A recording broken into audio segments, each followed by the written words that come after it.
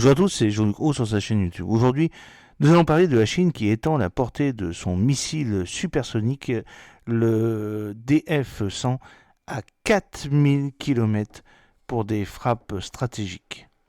C'est le 17 novembre 2024 que le compte chinois C-Major a fourni des données actualisées sur le missile de croisière supersonique chinois, le Dongfeng 100, le DF-100, également connu sous le nom de Changcheng 100, le CJ-100.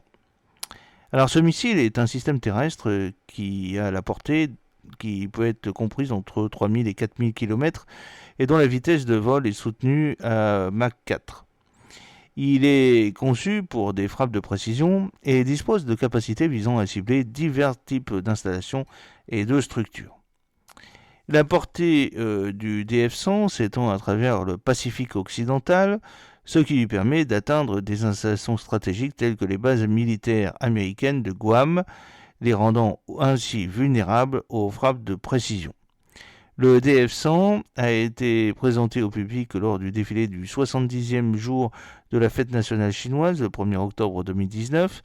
À l'époque, sa portée était estimée entre 2000 et 3000 km, avec une vitesse comprise entre Mach 4 et Mach 5. Le système est capable d'engager des cibles telles que des installations terrestres, des structures renforcées, des bunkers souterrains et des grands navires de guerre. Il peut être déployé par paire sur un véhicule transporteur et réacteur-lanceur, les TEL 10x10, et a un potentiel d'être lancé depuis le bombardier H-6K. De nouvelles informations suggèrent une portée améliorée allant jusqu'à 4000 km tout en maintenant une vitesse constante de Mach 4. Le DF-100 vole à des vitesses supersoniques pendant la majeure partie de son vol et suit une trajectoire qui l'amène à des altitudes de plus de 30 km. Le profil de vol minimise la traînée atmosphérique mais augmente l'exposition à la détection radar.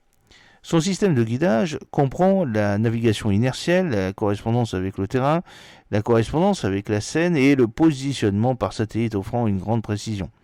Cette combinaison permet au missile de frapper des cibles fixes et mobiles, y compris des navires de guerre lents. Les spécifications du DF-100 comprennent une longueur supérieure à 9 mètres, un diamètre de projectile compris entre 0,7 et 1 mètre et une capacité de charge utile de plus de 500 kg.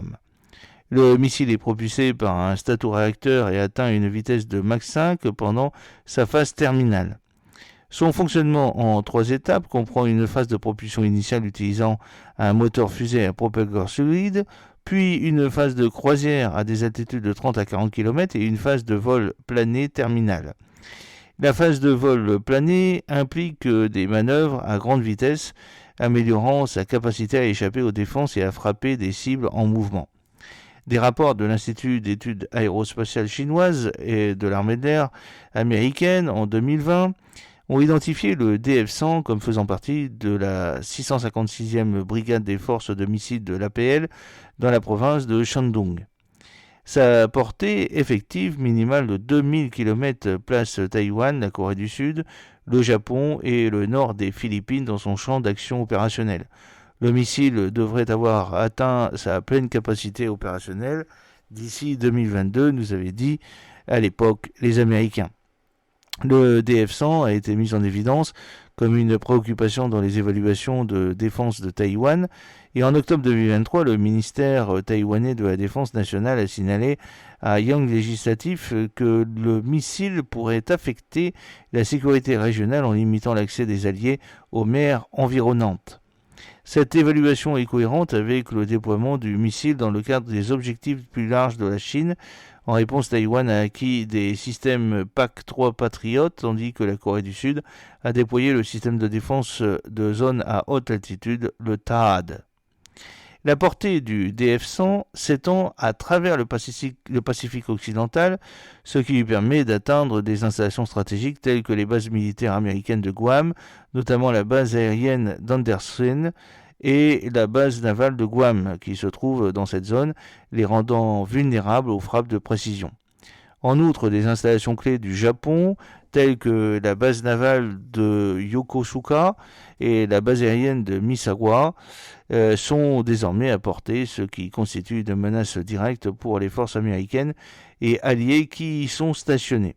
La capacité du DF-100 à engager de gros navires de guerre expose également le groupe d'attaque du porte-avions opérant en Pacifique occidental à un risque accru, ce qui pourrait modifier les stratégies de déploiement naval dans la région.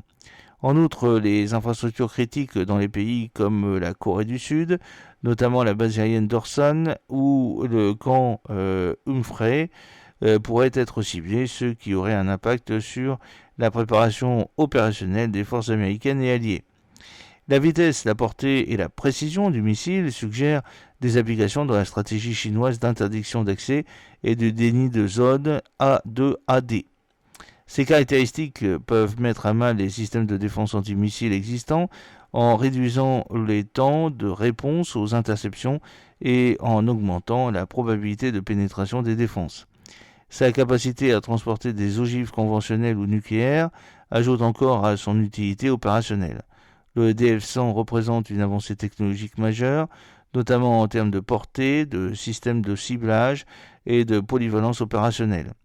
Ces améliorations combinées au déploiement du système ont une incidence sur la dynamique de la sécurité régionale. La portée et les capacités du missile nécessitent des ajustements, des mesures défensives de la part des pays voisins et ceux qui ont des intérêts dans la région. Le DF-100 est donc un élément essentiel des discussions sur la stratégie militaire régionale et l'équilibre des pouvoirs. J'espère que cette petite vidéo vous a plu. N'oubliez pas de cliquer sur le pouce pour la promouvoir, de vous abonner si ce n'est pas encore fait et de partager cette vidéo sur vos réseaux sociaux. A très bientôt. Fidèlement, Jean-Luc Haut.